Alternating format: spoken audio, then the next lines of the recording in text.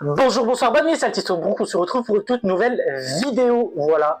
Et qu'est-ce qu'on va parler aujourd'hui? De quoi va-t-on parler? C'est beaucoup plus français comme ça. On va tout simplement parler de Pokémon, notamment de films Pokémon. Oui, on n'a toujours pas de carte Pokémon à ouvrir, donc on essaye de combler comme on peut. Et bien sûr, je me suis dit, on a fait le premier film Pokémon.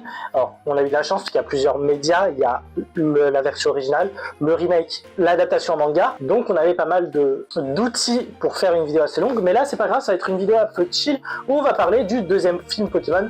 Donc, Pokémon, le pouvoir est en toi. Ça va être cool, je vais vous donner le synopsis très rapidement, je vais vous donner mon avis là-dessus, on va y aller tranquille, mais avant de commencer, n'hésitez pas bien sûr à vous abonner, vous êtes énormément à regarder les vidéos sans même être abonné, donc ce serait dommage de regarder les vidéos et de ne pas être abonné, d'aimer la vidéo et de ne pas voir la suite, parce que bien sûr on continuera sur l'intégralité des films Pokémon, on va pas se limiter à ça, et peut-être aller plus loin que seulement les films, regarder un petit peu les séries Pokémon, qui dérive un petit peu du style Pokémon Origin, Pokémon Génération, etc.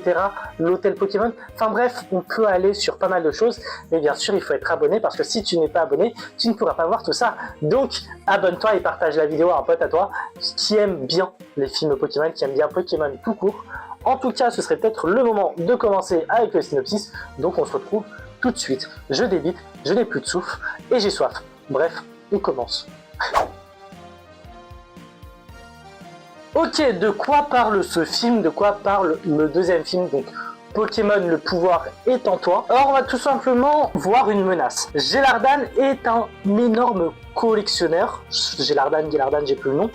Et son but est clairement de capturer le Pokémon légendaire, le roi des abysses, Lugia. Il va donc entendre parler de la célèbre légende des îles Chamotis qui va tout simplement lui permettre de capturer Lugia. Cependant, pour ça, il va devoir passer tout simplement par la capture des 3 oiseaux légendaires. Articodin, l'oiseau de glace, Elector, l'oiseau de foudre, et Sulfura, l'oiseau de feu. Cependant, ces actions ne seront pas sans conséquences et la Terre va tout simplement être en danger. Sacha et ses amis vont devoir réagir à ça.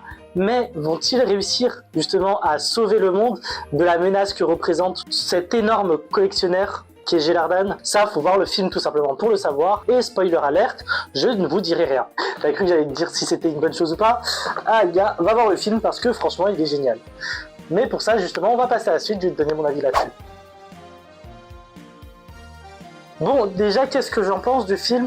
C'est un film que j'aime beaucoup, c'est un film qui me ramène beaucoup de souvenirs parce que je me vois encore le seum que j'avais eu. Je crois que, petite anecdote par rapport à ce film, bien sûr, comme tout le monde, j'ai enregistré des films sur des cassettes, hein. Des films qui passaient à la télé, je les ai enregistrés sur cassette en superposition d'un autre film. Je sais même plus c'était quoi le film qui était superposé dessus, enfin bref. Et je m'en souviens, je devais aller au centre de loisirs le lendemain, je crois. Je devais aller au centre aéré, machin et tout. Et du coup, je devais aller me coucher tôt. Et moi qui voulais pas me coucher tôt et je voulais regarder ce film, ma maman a gentiment accepté d'enregistrer ce film. Et c'est pour ça que j'ai pu le voir régulièrement. Et il était trop bien. J'aime trop ce film et je l'aime toujours autant. Mais du coup, on va parler un petit peu des défauts, des qualités, parce que bien sûr le film en a, et du message que transmet le film en tant qu'adulte, parce que ce n'est toujours pas le même que quand t'es gamin. Par contre, je me souviens plus de ce que je pensais en termes de message quand t'es gamin, hein. Je vais pas te mentir que j'en ai plus aucune idée. En termes de forme, le film a super bien vieilli. On va pas se mentir, que ce soit le premier film, que ce soit le second film, que ce soit l'anime de manière générale, ce qu'il y a eu à l'époque, ça vieillit super bien. On peut totalement regarder les premiers épisodes de Pokémon facilement, le premier film Pokémon facilement. Tout ça, ça vieillit super bien et franchement, c'est cool. Il n'y a pas de problème là-dessus. Qui dit animation, on dit forcément BO, bande originale. Et waouh! La BO de ce film est juste magnifique. J'avais oublié à quel point les mélodies dans ce film sont juste hyper beaux. Et notamment celui sur Lugia, je vais vous le mettre durant la vidéo. Enfin, ça sera un remix de mon copyright, hein, parce que voilà, s'il y a des copyrights, ça va être un peu la merde. Mais je vais vous mettre une version sans copyright. C'est pas aussi impactant que l'original.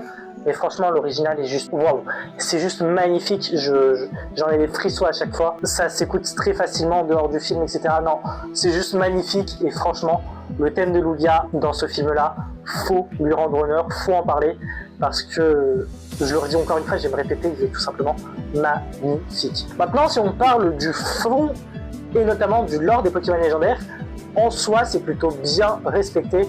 On a tout simplement la liaison entre Lugia et les oiseaux légendaires, parce que dans la mythologie Pokémon, Lugia crée les oiseaux légendaires.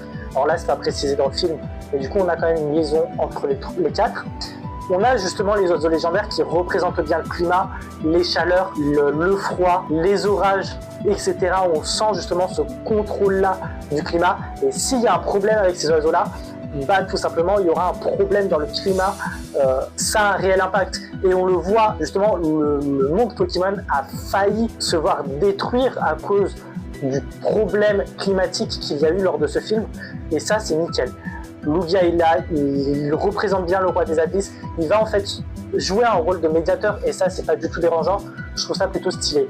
Par contre, qui dit Lugia dit forcément Oh-Oh, et Oh-Oh n'est absolument pas là dans ce film et je trouve quand même ça assez dommage parce qu'en plus de ça on voit pas Oh-Oh avant très longtemps dans les films Pokémon. C'est vachement dommage de pas avoir parlé de Oh-Oh alors que Lugia est présent et que au final Pokémon Or et Argent bah, c'est Oh-Oh et Lugia et pas juste Lugia. Qui dit film dit forcément un bon antagoniste. Le film ne sera pas marquant si l'antagoniste et les enjeux derrière ne sont pas marquants.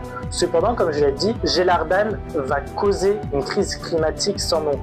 Et en fait, ça va pas s'imposer tout de suite.